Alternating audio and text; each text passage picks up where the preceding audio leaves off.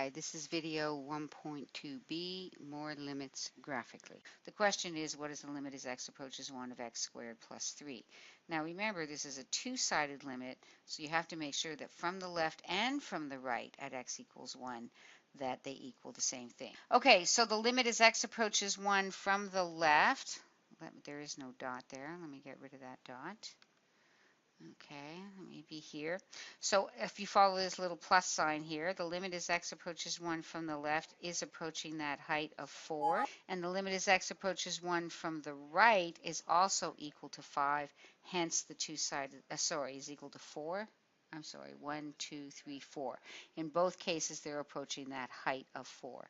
So since the two one-sided limits are equal 4, that's why we say that that two-sided limit is equal to 4. Okay, moving to number 18.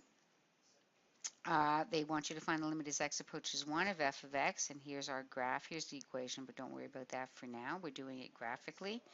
Again, limit as x approaches 1 from the left is approaching a height of 4.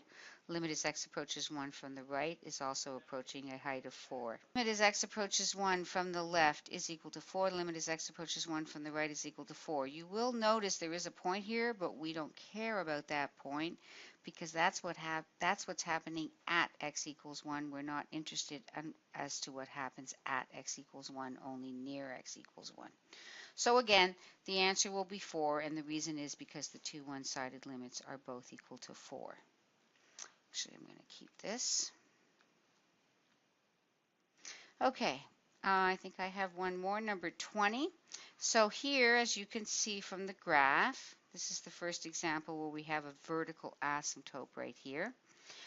And they're asking for the limit as x approaches 5, and sure enough, that's where the vertical asymptote is.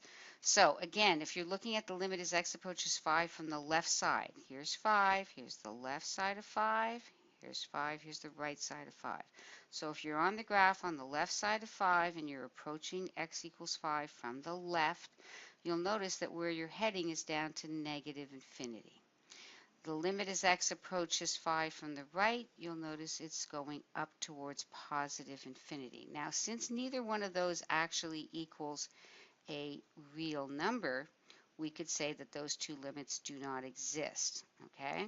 So either way, you can say that from the left it equals negative infinity. Remember, it was pointing down on the left side of 5, or from the right pointing up, and therefore going up to infinity. Now, yes, it's true that they both don't exist because they don't equal a particular real number. However, these are much more descriptive, visually descriptive answers. So always give the more descriptive answer. All right, obviously these two bugs, this bug over here on the left and this bug over here on the right, are not anywhere near each other. And of course, yes, you can see algebraically, one goes to negative infinity, one goes to infinity. So we say that the two-sided limit simply does not exist. Okay. Here's number 26 on page from section 1.2. So they give you this graph and they're asking you what's f of negative 2. Now you'll notice there's a vertical asymptote there, so it doesn't exist.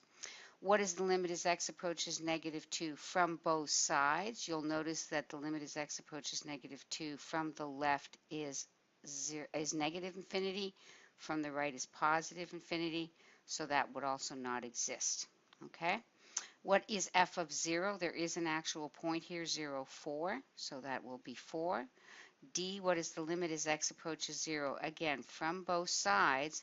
You'll notice from the left, as you get close to x equals 0, you're at a height of a half, it looks like.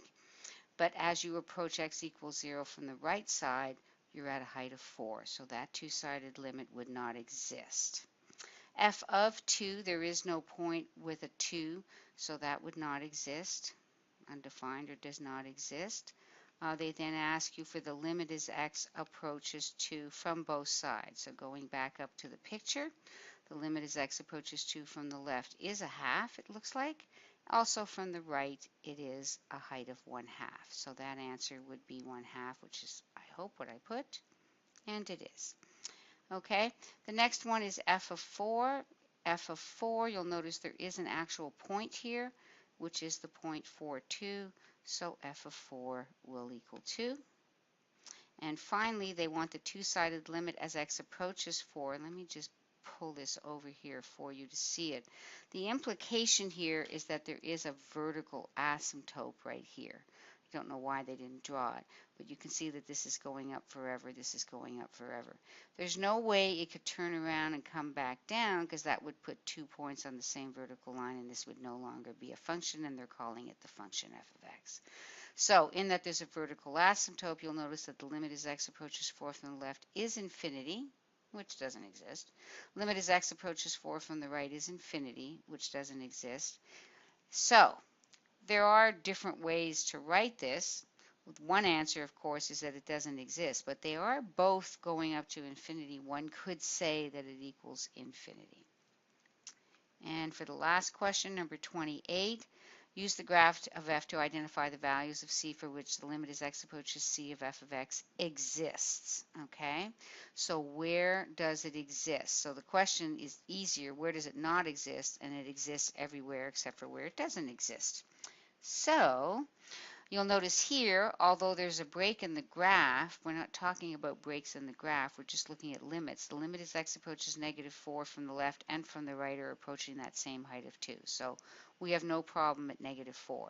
But we do have a problem as x approaches -2 from the left. It's negative infinity, which means it doesn't exist.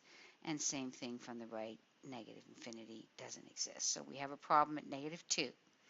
We also have a problem at 0 because the limit as x approaches 0 from the left is 0, but the limit as x approaches 0 from the right is 5.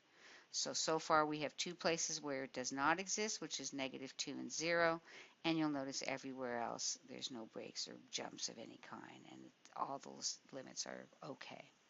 The domain is all real numbers, by the way, because -4 is in the domain, x equals -2 is in the domain, x equals 0 is in the domain. But that has nothing to do with the question, really, because as it turns out, the two places where the limits don't exist are at -2 and at 0. So the limits exist for all c element from negative infinity to -2, union -2 to 0, union 0 to infinity. We're assuming you know interval notation. You can use the word or the symbol U, which means union. And that is the end.